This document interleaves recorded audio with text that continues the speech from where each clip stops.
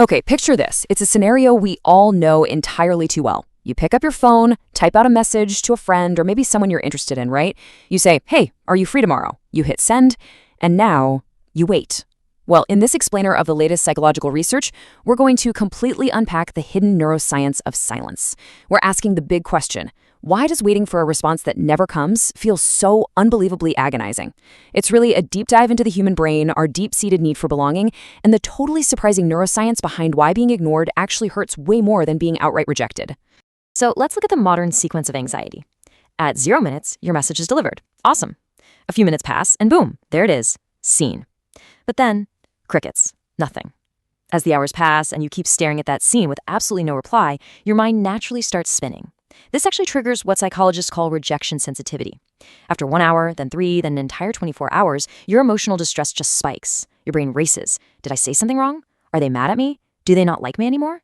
The silence quickly becomes completely deafening, and you're just left stranded in this awful void of communication. Now, I want you to imagine an alternate reality for a second. You send that exact same message, and a few minutes later they reply, "I'm really sorry, but I can't." Ouch, right? Nobody likes rejection, but strangely, you move on from it much, much faster.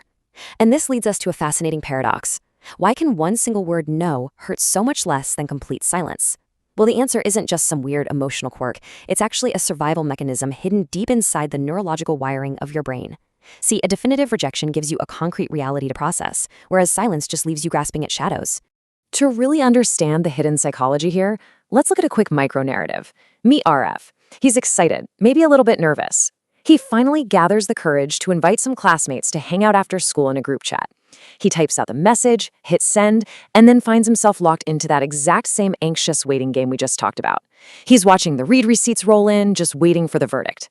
He's put himself out there, making himself totally vulnerable, and now his brain is intensely hyper-focused on the outcome of that social risk. Now, what is truly fascinating is how Arav's brain reacts in two completely different ways to a clear rejection versus pure silence. Let's say friend A replies immediately with, "Sorry, I have plans." It's definitely not the answer Arav wanted, but hey, it's definitive. He has closure. But friend B leaves the message on seen. Hours pass, then a day, then 2 days. Arav's psychological reaction to these two different inputs is entirely distinct. The rejection from friend A is processed and filed away. But that silence from friend B, that becomes an active, festering psychological wound. While he really quickly processes and forgets the clear rejection, that silence causes his brain to literally go into overdrive. It desperately begins filling in the blanks. This sparks a psychological process called rumination, which is basically where an entire catastrophic story unfolds on a loop inside your mind. Literally nothing actually happened in reality, but he starts assuming, oh, maybe everyone in the chat thinks I'm annoying, or did I embarrass myself? The silence just becomes this blank canvas for his absolute deepest insecurities, painting worst-case scenarios with incredibly vivid, stressful detail.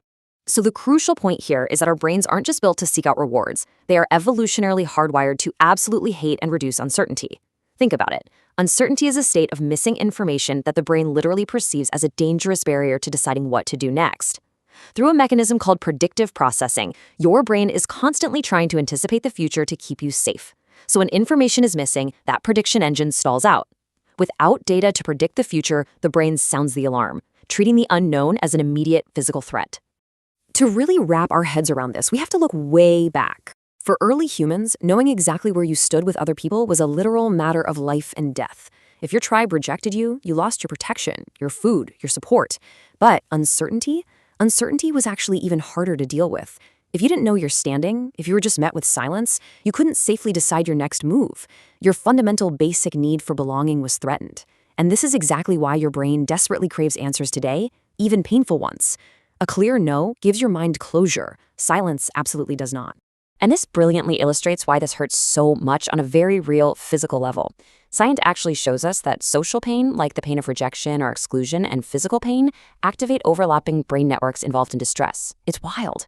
When you are ignored, the neural pathways lighting up in your brain are remarkably similar to the ones that activate when you stub your toe or accidentally burn your hand. To your brain, social connection has always been a literal survival mechanism. So the pain of being ignored is a very real, very neurological distress signal coursing right through your body.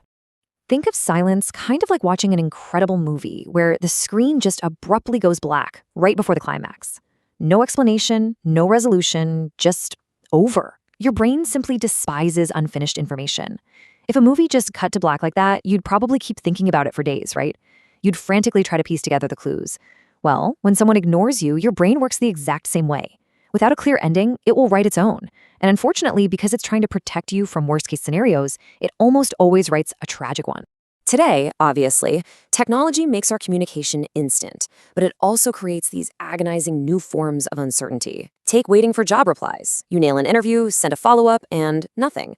Your predictive processing stalls out, and your brain immediately assumes you just weren't good enough. Or consider delayed family messages. A loved one usually texts when they get home, but tonight, silence. Instantly, your brain's threat detection system flashes danger, assuming a terrible accident. And of course, there's ghosting in dating, which is basically a modern delivery system for an incredibly ancient trigger. In all these cases, the tools have changed, but our brain's struggle with the unknown remains exactly the same. So when we're faced with this void, our cognitive biases just totally take over. Because of these ingrained biases, when information is missing, our brains usually jump straight to the absolute largest assumption. It's my fault. I must have done something wrong. We completely and totally ignore the highly probable, ordinary realities. Like maybe the other person might just be incredibly busy, overwhelmed at work, socially anxious, or literally just forgot to hit send. Silence doesn't automatically reveal someone's opinion of you, yet our cognitive biases insist on treating it as a personal indictment, blinding us to alternative, much more innocent explanations. Now imagine how this builds over time. Fast forward. A week has passed. The person who received a clear no has already processed the disappointment, recalibrated their expectations, and they've moved on. But the person who received pure silence, they are still stuck in rumination. Not because the rejection itself hurts less, but because the uncertainty keeps the brain entirely trapped in an open loop. Because those possibilities have no ending, the anxious brain simply cannot close the file on the event, and it just continuously drains your emotional energy as it searches for an answer that, honestly, may never arrive.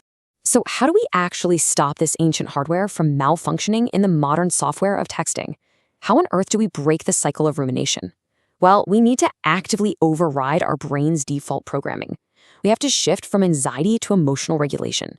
It's about taking control of how we interpret and respond to a lack of communication. It's really about recognizing that while we absolutely cannot control other people's response times, we have absolute power over how we process the weight. The absolute first step to this kind of emotional regulation is separating objective reality from the fiction in your head. You must separate the facts from the stories. The only verifiable fact you actually have is they haven't replied. That's literally it. But the story your anxious mind creates is they hate me. See, your brain is filling a gap with a massive unproven assumption. It is incredibly vital to pause, recognize that gap, and remind yourself that an assumption is definitely not a truth. This simple distinction acts as a massive circuit breaker for your anxiety. To break free, you really have to rewire your response. First, recognize the difference between those facts and stories. Second, give people room for ordinary explanations. Allow them the grace of simply being busy or maybe having a difficult day, which has literally nothing to do with you. Third, fiercely protect your self-worth. Never, ever let an unanswered message define your value as a person. And finally, focus your energy on relationships where communication is mutual, respectful, and creates clarity rather than constant confusion. You want to train your brain to prioritize connections that actually make you feel secure. So, the very next time someone leaves you on read, I really want you to just take a breath. Remember that while silence absolutely is information, it is rarely the catastrophic story your brain is hastily writing in the background. Your ancient neural networks are just trying to keep you safe from tribal exile. Acknowledging that won't entirely erase the sting of being ignored. It still sucks, but it gives you perspective, emotional regulation, and total control over your own reaction. You can observe the silence without letting it consume all your mental space. I want to leave you with this final provocative thought as we wrap up this explainer. Sometimes the loudest pain comes from words that were never spoken. You are more than strong enough to process difficult truths. What your mind actually struggles with are endless unanswered possibilities. So recognize the silence for what it is, protect your peace, manage the uncertainty, and realize that the healthiest thing you can possibly do is to stop trying to finish someone else's unfinished sentence.